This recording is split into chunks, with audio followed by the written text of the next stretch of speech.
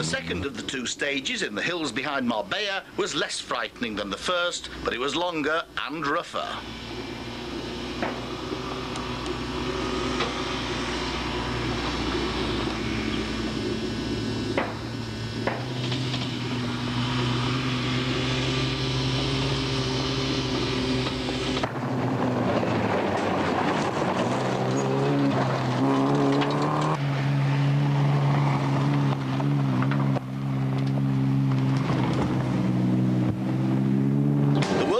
Has taken cars right across Europe, driving competitive sections in France and Spain, and is now crossing to Africa.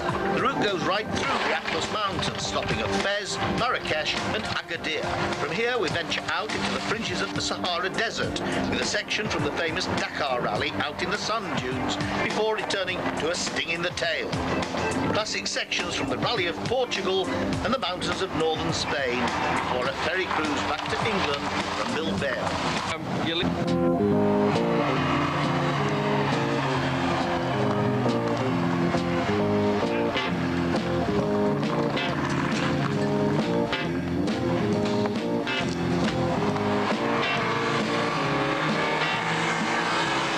Renault 4 is going well, too well perhaps. They'll join the monkeys in the trees very soon. John Kelly and Tony McCrory in their Polo left Fez in 39th place. Later to regret leaving Fez at all. The boys have some novel paddle beating ideas. In the clearing stands a boxer and a fighter. He carries the reminders of every blow that laid him down or cut him till he cried out in his anger and his shame. I am leaving, but I still remain. As the crew's ready to start the last test of the day, there were worries for some that they might not make it to Marrakesh. We've got problems with our drive shaft basically. When we bent the sump shield, this is doing something to the drive shaft. It means we're getting horrible vibrations through the gearbox, which means we can't use full power. Which is, given how little power we have already, it's a bit of a blow for morale. At last it was time to go. 4, 3, 2, 1, go! No time to look at the views. Power counted on this one, and Andy Dorr in the MG-ZR made fastest time.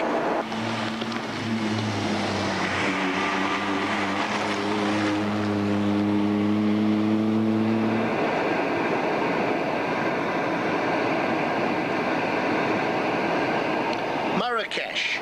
The pink city was reached in the warm glow of the setting sun. There were tales to be told. It's a bodger, but the bodger is probably stronger than the original. It's a lot tougher than I thought it was going to be. The car is better now than when it left Brooklands. You wouldn't be happy unless you're on your back, though, would you? Depends who with it. We're coming down the road, he was coming up the road, and we met on the middle of a bend.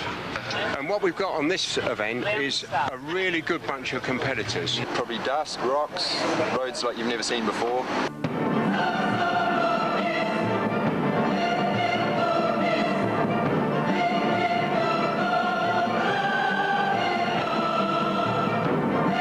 After a 3-hour crossing of the first tarmac road in Morocco, the Tizi and Tisha Pass, the test, when it came, was the longest of the rally.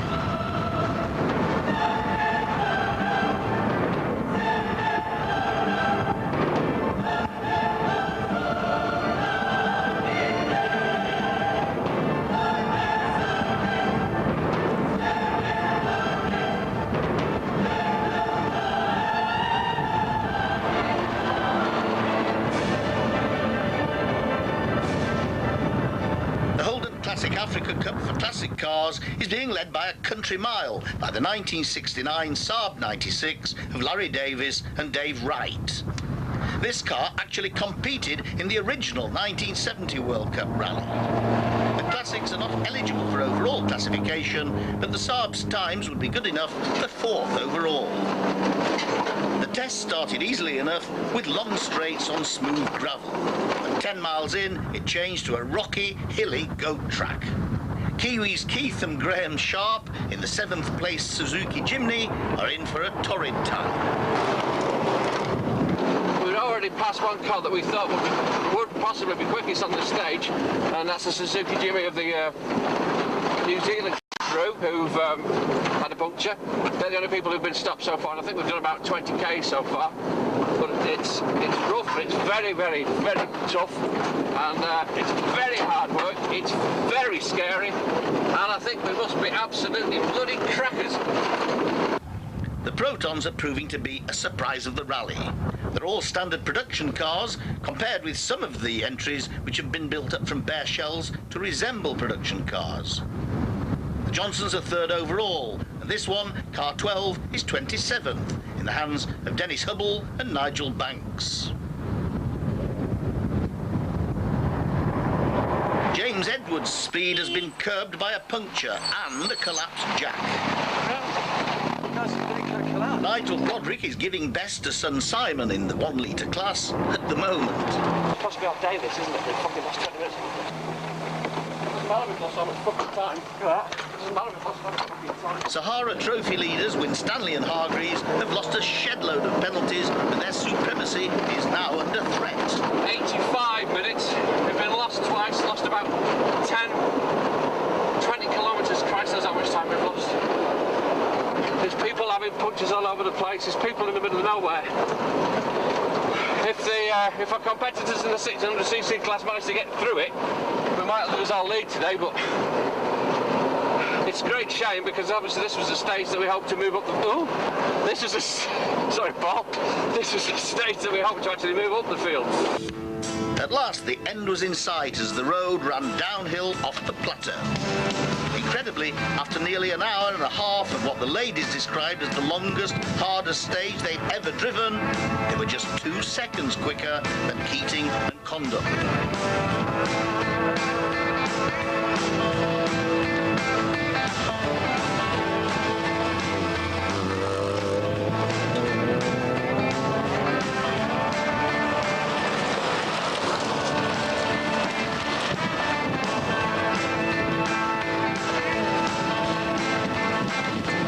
Test should have been a mountain climb up the infamous Tizian test, but the police failed to turn up and enforce the road closure order, so the cars had to be content to tour up and admire the staggering views.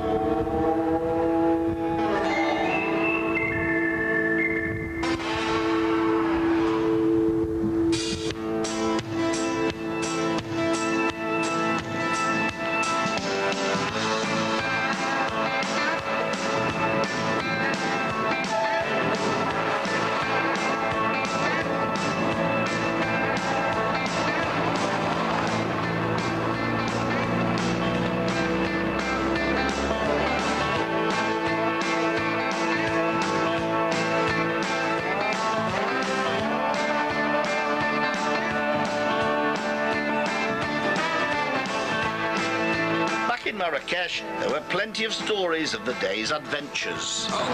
Oh, well, pretty rough day. We started off, well, we only got 20 k's into the stage and a little bit of driver error. Ran a bit wide coming out of a corner, there's a little dip, and at the exit of the dip there's a rock about that big, and we hit it right with that front wheel and spent the axle. Then we had someone holding us up on the stage. Then we came out of the stage trying to make up some time and rode it. But that wasn't as bad as it could have been because it looked like it was going to go over the edge and a big drop. But I managed to stick it into a wall instead. Keating and Condon still lead then. But Barbara Armstrong and Alison Marlowe have regained second place, moving up 3 places on the day. In third, David and Bob Johnson in the Proton, just 6 seconds behind. Andy Dorr and Simon Speary are 4th, and a puncture for the Navy boys has dropped them down from 2nd to 5th. Shirley Greenway completes the top 6. Day 9, the group led south-west towards the Atlantic coast resort of Agadir. First test of the day started mildly enough, but turned into a frightener as the cars were pitched into a ledge little wider than the cars themselves.